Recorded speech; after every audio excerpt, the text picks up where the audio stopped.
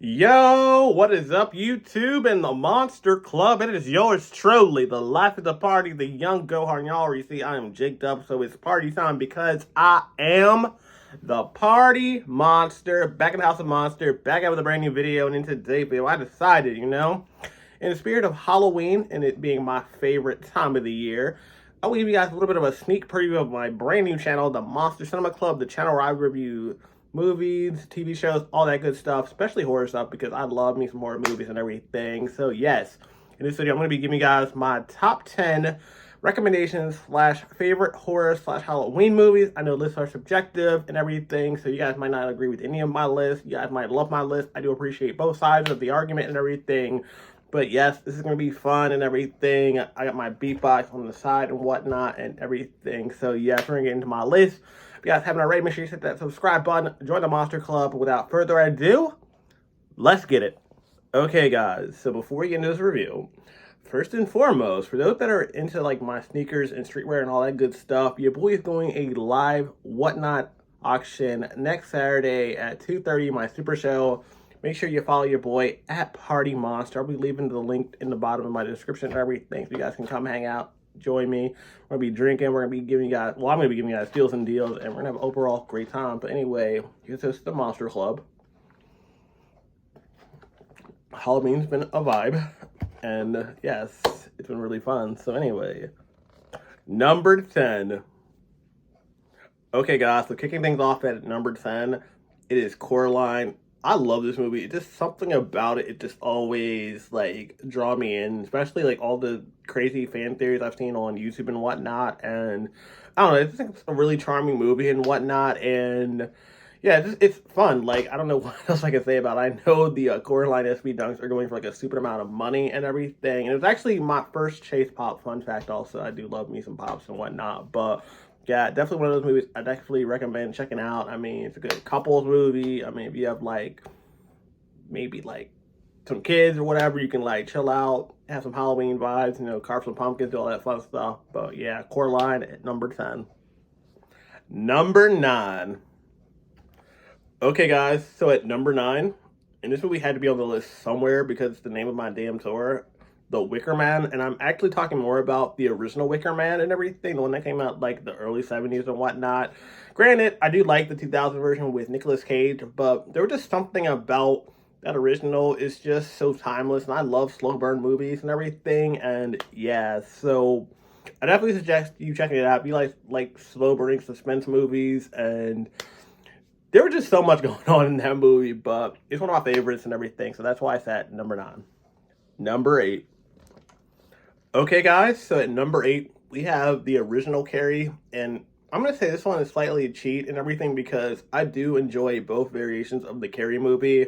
I even like Carrie 2, The Rage. I know, really slept on movie, but definitely suggest you checking it out and everything. But yeah, I picked the original more or less because there's something about Sissy Spacek's performance in that movie, and as someone that used to get bullied a lot in high school, like I definitely could relate to her and everything. And I've even called a couple of my tours the Carrie's Revenge tour. So again, that's my inspiration and everything. And I think at this point, everyone knows the ending of Carrie and everything. But I think it's a dope movie and everything. And if you guys haven't seen it, go check it out.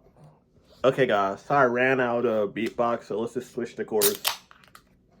Number 7.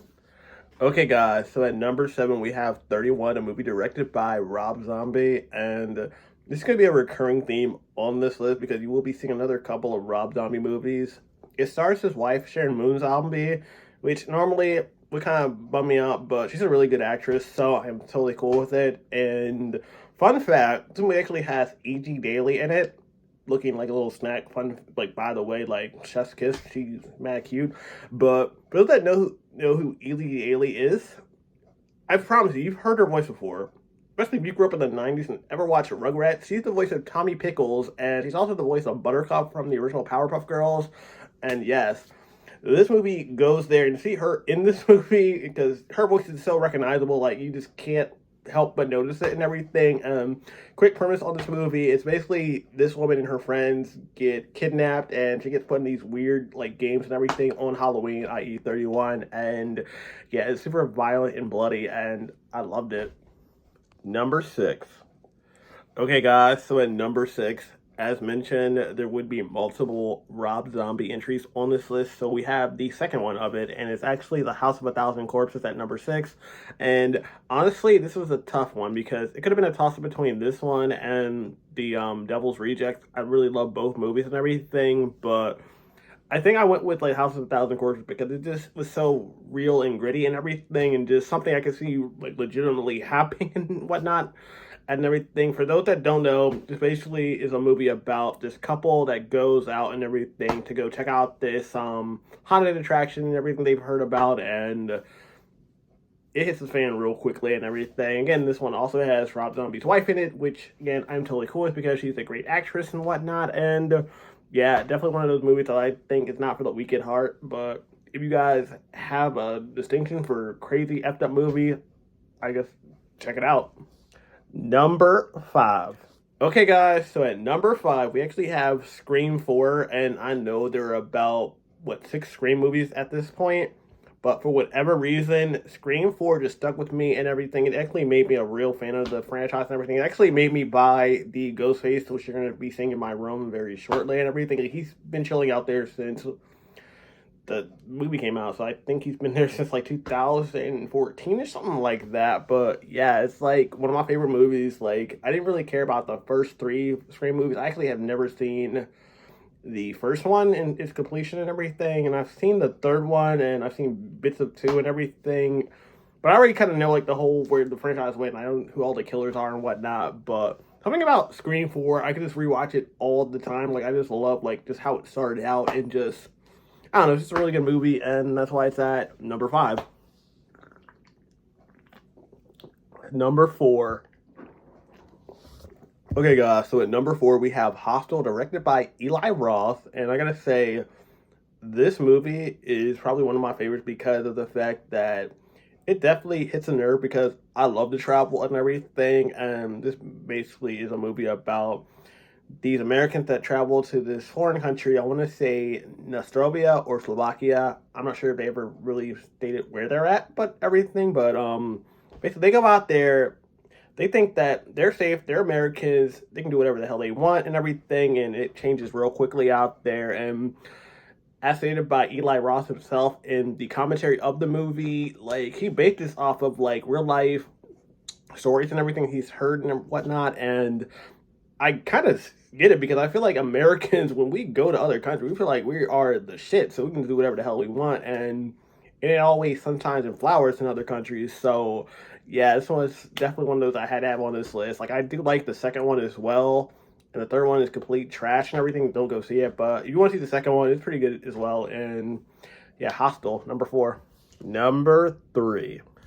Okay, guys, so at number 3, we have the Saw franchise. And yes, I know I should probably pick one movie out of the franchise, but it was a really tough one. I was going to lean towards 4 or 5 because they are my favorites of the franchise. And even the newest one is really good, but I had to put the franchise in there as a whole because for the amount of movies they have, to be semi-cognizant of where they're at in the timelines for the most part is just insane. I get it. Like, some of the stuff they probably came up with on the fly, and you have to look at some of the lore of Saul with like a side eye because you got to be like, well, how could he did this if he was that old? And just there's a lot going on with the Saul franchise, but I've just really enjoyed it and everything. I think it's entertaining. I love all the traps and everything. There are slight things I wish I could change about it, but you know, overall, I dig it. It's a Halloween movie, it's a Halloween franchise, and I rock with Saul. So here's to you. Okay, guys, we did it. Top 2. Okay, guys, so at number 2, we have the third Rob Zombie movie on this list. It is Halloween. I love 1 and 2 and everything, so I couldn't really pick between the two, but the ones that he directed were probably my favorites of the bunch. I know Halloween is a huge franchise and everything, and everybody like has heard of Michael Myers at this point, watching this channel, or this video, I should say, but there's just something so crazy about his movies that I just fell in love with it instantly. Especially the second one, because it just goes in its own little direction and whatnot, and it definitely really messes with the franchise. I know it's not canon and whatnot, but I like how he had his personal take on it and whatnot, and like just watching his commentary, you just get to see in his like his mind, like when he was making this movie, and it's just crazy and brilliant and everything. And again, it's another movie, starring his wife. But again, I am okay with it because she's a good actress. So it is what it is. Halloween by Rob Zombie. Check it out. Okay, guys. So if you guys are still watching this video at this point, be sure to hit that like button, subscribe, join the Monster Club. And if you guys enjoyed this video, definitely go subscribe to my new channel, the Monster Cinema Club. There will be a link in the description below and everything. And yes, your boy will be doing a ton more of stuff like this going forward. We'll be doing watch-alongs, movie reviews, and all that good stuff. I actually have a couple of stuff already queued up and everything. That stuff just got posted and whatnot. But there are 2 honorable mentions. And the first one is actually The Last House on the Left, directed by Wes Craven, the original one, I should say. And granted, I do like the remake of it as well, but there's a very noticeable change from the original to the remake and everything, and ultimately I'm fine with both the 2 movies, and I'm totally okay with whatever side of the fence you guys lay on it. If you guys are team original, do you guys like the reboot of it? And honestly, I think both are just really brilliant and everything, and I just love like just how the tension is built. Like, you already know as an audience member, like, things have gone terribly wrong in this movie, but the characters don't, but they end up, like, crossing paths crazy enough, and it's just so raw and great, especially the original. Like, that one scene in the woods with the one girl is, like, it's heartbreaking and everything, and I don't know what it is, but I don't know why so many of Wes Craven's movies involve a certain word that rhymes with grape. Yeah, grape, as in the fruit.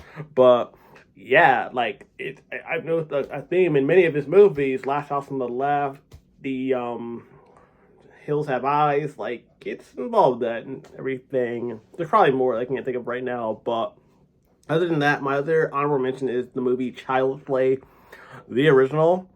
Not gonna lie, I remember a young party monster sneaking into my family's room to watch the movie when I wasn't supposed to, and just being ultimately terrified. My house used to have bunk beds with tons of stuffed animals, so the thought of a Chucky being in there was very real to me and everything. Granted, we didn't have a Chucky, so it seems crazy now, but I also remember a me that went to the mall, and there was a Chucky just randomly at this mall, and I just was so terrified. I just went the other way around it. Like, I could not deal with it. Like, I hated dolls at that point. And yes, so to see that Child's Play at that age was just like, I'm good. I'm good. Number 1. Okay, guys. So at number 1, before we get into number 1, I kind of forgot to mention this earlier in the video, but I definitely suggest you guys check out the movie The Howling Sister is Werewolf, which is a slight spoiler for the entire movie, but is what it is. It's in the damn title, so I don't think it's really that big of a spoiler. But anyways, at number 1, Night of Demons, the original. I love that movie so much.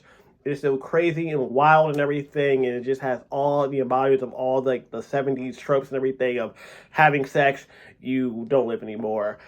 And it just gets crazy. It's really gruesome and crazy enough for a movie for its time.